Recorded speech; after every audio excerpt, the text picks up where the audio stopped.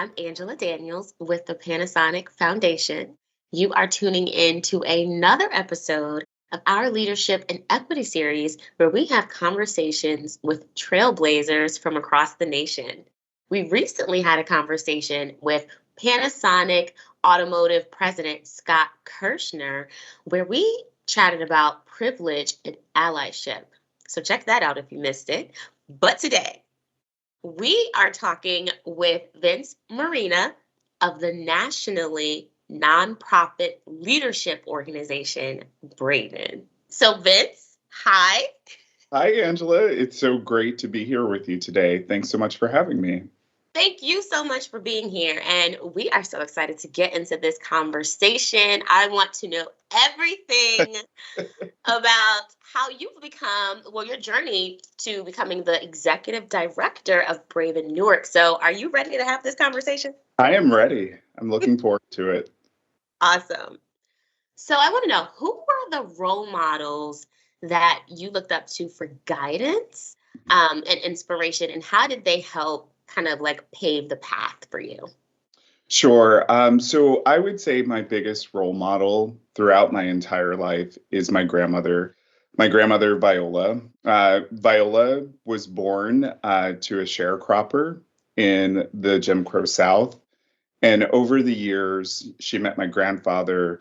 They made a transition from Alabama to Colorado, where they created a life for themselves and for their children that served as an inspiration to me. So you have to understand that my grandfather passed away when my mom was just 13 years old. And my grandmother raised my mom and my aunt by herself and did so with so much integrity. And she just has always served as an inspiration to me of what it means to have tenacity, what it means to have spirit, what it means to have perseverance, and ultimately live a life of integrity. Okay, that is a very strong foundation. Thank you. My goodness. So when did you first discover that you were a leader?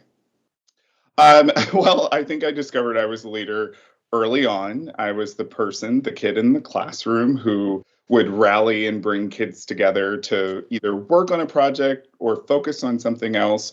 And it was at that time, I'll be honest, I didn't really understand it to be leadership. And it wasn't until I was probably in seventh grade when I had a guidance counselor show me that what I had was leadership. And she spent time helping me cultivate my leadership. So she helped me get engaged in things such as peer mediation, peer mentoring. And it was through all of those trainings that I really began to cultivate and develop my leadership at such a young age. And then, of course, there were civic activities that my family was engaged in growing up that I participated in. And through those experiences, really understood, or I would say, as a 14, 15-year-old can understand at that moment what leadership is.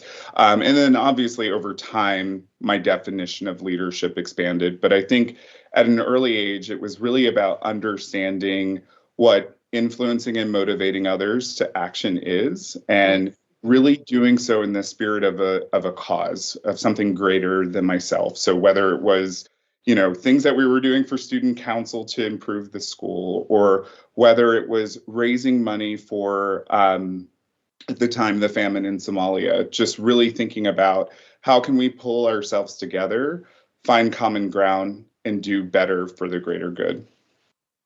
Okay, so I think I might need a little bit of advice because I have a 5-year-old who I guess is displaying early leadership qualities because he, in his class, his kindergarten class, can rally the kids to be on task or not on task. Right. Yep. So I definitely need some help. And maybe you can actually offer this help in my next question, because I know you are raising a beautiful, bright, dynamic little girl who actually is the namesake, right, of your grandmother. So I'd imagine you be the executive director. She should be getting like exclusive leadership 101 training every day. So how are you raising her to understand her power and helping her to cultivate her own leadership skills? Absolutely. So you are correct. I am raising a soon to be 5-year-old little leader who is also named Viola in honor of my grandmother, Viola. And honestly, it is really about helping her understand who she is. So, believe it or not, there are 4 things that we focus on each morning as we're getting ready. 1, that she is a leader. Mm. 2, that she is smart. 3, that she is kind. And then, of course, 4, she's beautiful. And we really spend time talking about what it means to be a leader. It is really about doing what is best for herself and for her classmates. It's about kindness, right? So we talk a lot about what it means to be kind, why it's so important to be kind, and specifically really thinking about how she can take actions of kindness each day, right? So, how can she be there for a friend who might be having a bad day? Or how can she be kind to herself when she's having a bad day, right? And so, how can she talk about what is going on for her? And part of that is, I mean, I'm sure you all know this, but this is really important to me because what makes an effective leader is self awareness, right? So it is awareness of who you are, but it's also an awareness of your emotions, right? So we all know how critical it is for a leader to be emotionally aware, not only of their own emotions, but of the emotions of others, and to help shape an environment where folks can really bring their best selves and really feel safe within that environment. So we're Yes. working on it. It's scaffolding. It's for a 4-year-old, but it's really important for me because she is an African American young girl who has to go out into this world. And I don't think it's any surprise to anyone, but we're getting more language to the notion of the adultification of young Black girls. And I really want to equip her with an awareness of self and a sense of leadership and a sense of self agency. I love that you talk about the self-awareness aspect of leadership. I don't think that's talked about enough. Um, but okay, so I want to keep going. I was reading the profile that Braven did on their website when you, I think, first joined the organization.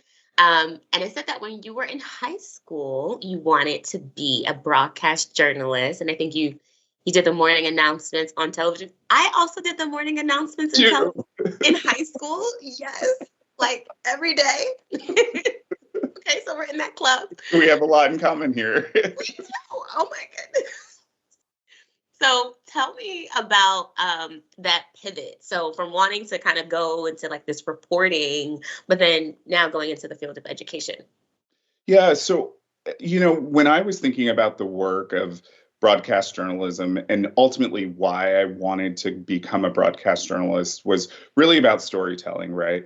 Really about shining a light on issues that our broader society is facing and really giving voice to potentially underreported or underrepresented key issues facing folks. And so for me, that was a commitment, that was a passion. That's part of the reason why I wanted to become a broadcast journalist. But over time, what I realized was that there was actually a broader issue facing our country that I felt like I could help play a role in, which is educational equity, right? Yeah. And so we all know that not all schools have access to equitable experiences. And I ultimately wanted to do my part in helping to ensure that all students, regardless of their background, regardless of their zip code, had access to a quality education. And at the time, my role in that was being a high school English teacher. So it was taking the degree that I had in English,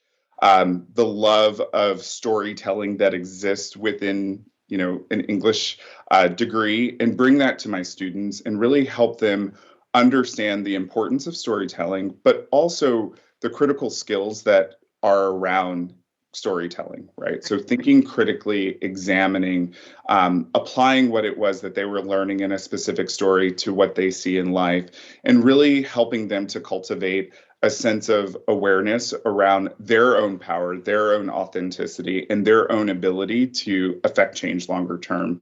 So that's ultimately what helped me make a pivot from a potential career in broadcast journalism to a career in K-12 education, which has lasted quite a bit. And now my experience is in higher education. So it's been a beautiful journey looking at the K-16 continuum and still having the wonderful opportunity to continue to work with young folks as they're sort of navigating their own experiences and helping them identify who they are as authentic leaders and how they can cultivate that and use that for the greater good. That's an awesome segue into my next question, because using that formula, well, hearing that, I guess, what is the formula? How is Braven developing first gen leaders? Yeah, so I think, there are a couple of ways that I could approach this with you, Angela, but I think what I'll start off with is the overall idea or the vision of Braven, which is this notion that the next generation of leaders will emerge from everywhere. And I like to think of it as everywhere, not just pockets of privilege, right? So we want to make sure that we're helping to cultivate that next generation of leaders. And so what we do at Braven is we really focus on supporting first generation, largely Pell eligible students who identify as students of color really gain access to the knowledge, the skills, experiences, as well as the social capital and confidence to secure a strong first job post graduation. And so the way that we do our work is in deep partnership with, in our case in New Jersey at Rutgers Newark, where we offer a credit bearing experience so students can take Braven as a course. It is built into their academic day, and it gives them an opportunity to really start to develop those skills. And then I would also say begin to develop their social capital, their professional networks. And we do the next part of our work in partnership with employers such as Panasonic, who provide amazing volunteers who serve as leadership coaches, professional mentors, mock interviewers, really helping to unlock the doors or help our fellows gain access to these experiences that we all know are so critical for our longer term success. Yes, I'm so happy you bring out our partnership, because we've hired through Panasonic numerous interns, and I know many have converted to full-time employees. So that's awesome. So happy that we have a Brave and Panasonic family connection. So I want to actually go back, because almost 2 years ago now, wow, can't believe it. Panasonic served as Braven's corporate partner in the Spring 2020 capstone. I feel like there's sensitivity anytime you say Spring 2020. Right. We're still all okay. Yeah. So during that capstone challenge, so outside of it being a program requirement, excuse me, why do you think that experience was so meaningful to the Braven Fellows? So in the capstone section, we partner with employers such as Panasonic, and you all present a real world challenge that you all are facing, and that our fellows in their small group cohorts become a project team. We train them on design thinking to really help them understand how to solve a complex problem. And so in their small group cohorts, they're a project team. They have 5 weeks to work together to come up with a proposal that they ultimately pitch to the employer partner. So again, this is giving our fellows the skills of what it means to work on a team. It gives them the technical skills around research. It also gives them the knowledge of the organization, but then it's also really helping them build their social capital as they gain access to an organization like Panasonic. So I think at the time you had your chief people officer as one of the judges of the Capstone Challenge, and for them to be able to get feedback from a chief people officer who is now your CEO is so critical and important for their overall learning and development. So I would say the Capstone Challenge is really about helping our fellows apply all that they've learned in the first 10 weeks of the experience and put it to action and produce a product that they will then share with the employer partner. Thank you for breaking that entire process down. I really appreciate that. And I will also say, not only from the student perspective, obviously it's super valuable. I wish I was involved in Braven when I was in college. Hello. But I will also say, as an organization, because it really helped energize or re-energize, I should say, the ERGs at Panasonic, because I recall it was all about like Panasonic's ERGs, and we were switching from, everybody remembers what happened in spring 2020, shifting on how to engage employees in more of like a virtual digital setting. And honestly, since then, the ERGs at Panasonic have been thriving since that capstone challenge. So all of the input, all the research, all the recommendations that those fellows recommended were implemented and super appreciated. That's so good to hear. And I'll have to make sure that the fellows who worked on this project see this video as well. Yes, absolutely. Okay. So we are winding down to the last few questions of our conversation today, but I want to kind of talk about you decades from now, right? When you've retired. What legacy do you want to leave behind? Yeah, I think that's such a good question and an important question. And I can't help but think of one of Braven's core values, which is live your legacy. And in short, the notion of live your legacy is that others have paved the path for you, and therefore you must pave the path for others. And so I'd like to think that in the work that I'm doing currently, that I am helping to live my legacy.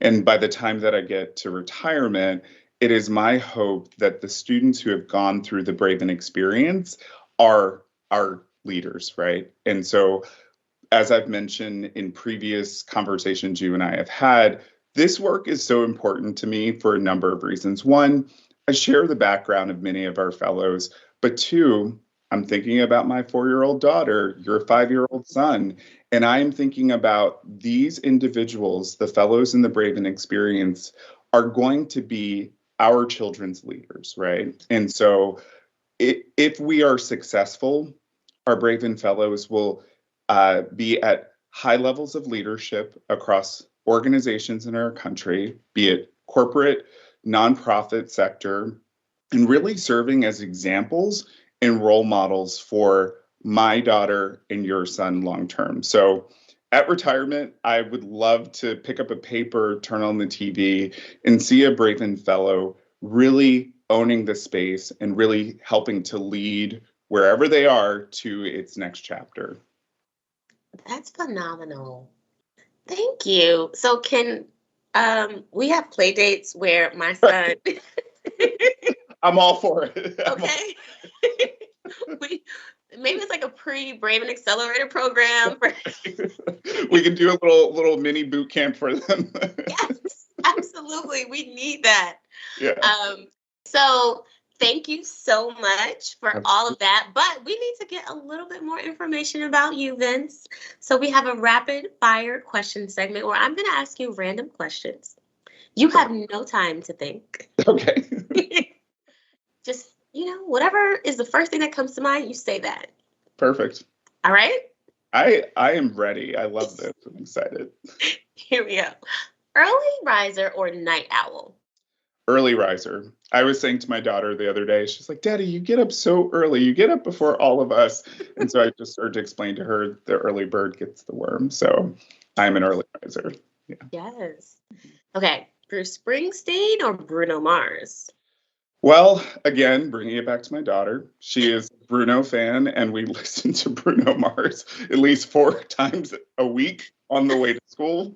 But I am a New Jersey native, so the boss doesn't ever sort of lose sight of my life. He is in New Jersey. He is New Jersey, so I do appreciate his work. In this household, a new Bruno has entered. We talk about Bruno, even though the song says we don't talk about Bruno. We are there too. We are there. We just put a moratorium on Encanto because we were listening to it so much. And I would wake up, random hours of the night singing We Don't Talk About Bruno. And I'm like, I just need a break. I mean, it goes hard. Right. It's a good song, though. It really is. Which era of history would you want to be born in if given the choice? It's such a good question. I think I would probably say perhaps the Harlem Renaissance. I think there's Mm. a lot happening for Black folks. I think it was a space for Black folks to be creative and have that respected and honored. I sometimes don't always think that we honor the creativity that exists within the Black community Right. in a way that I felt like the Harlem Renaissance was really able to like hold up. You know, we have our jazz, we have our literature, our art Yes. expression, and it was just truly a moment for um, Black excellence. Absolutely. And I try to model my hair and fashion after that period too. Oh my gosh, Vince, I'm feeling connected to you right Yes. now. Name a book everyone should read. This is a tough one. So I think a book that everyone should read is Seven Habits of Highly Effective People. I think it's just fundamental in a lot of ways in helping people. He talks about self mastery, right? And it goes back to what we talked about earlier. Knowing yourself and beginning to master yourself is so critical. So I think that is an important book for every person to read. Great recommendation. Okay, last question. Yeah. What advice would you give your younger self? This is a good question. I would say that the advice that I would share with my younger self is um, take risks more often, more Mhm. calculated risks more often. I think for myself, being the first in my nuclear family to go to college, I Mhm. put a lot of pressure on myself to, get in and get out and get to work. And I think if I were to go back, I would say, maybe you should explore a gap year. Maybe you should do more than a summer abroad. Maybe you should do an entire semester abroad. Yeah. I think I would work with myself to really understand that. And I see it now, right? Like as you become a professional, risk taking is such an important part of your overall leadership. And I think if I could go back, I would, you know, coach myself into taking more calculated risks. Excellent. Thank you. Thank you, Vince. Thank you Absolutely. so much. Yeah, and I'll just say quickly, Angela, Yes. we are so grateful for our partnership with Panasonic. You all really do come through on the volunteer side. The Capstone Challenge was truly amazing, and you all stuck by us as we were all navigating the pandemic. You all could have very easily have said, "The world is turned upside down. We're not sure we can do this Capstone Challenge." Instead, you doubled down and you provided more support to us. And I would say, in that moment, probably more than any moment that we've had, our fellows needed that. And thank you so much for providing that sense of stability, that sense of structure for them to engage in during such a difficult moment in their lives. So thank you. Oh my, such a meaningful way to end this conversation. Thank you so much, Vince. Oh my goodness. So, on behalf of Panasonic, thank you for that. We appreciate you. We appreciate Braven. Thank you so much for being here with us today. If you want to learn more about Braven, we'll definitely leave all the information for you to follow along and get more information. But if you want to learn more also about the Panasonic Foundation and our Leadership and Equity series, follow us on Twitter at Panasonic FDN and on Instagram at Panasonic Foundation. Thank you. Thank you.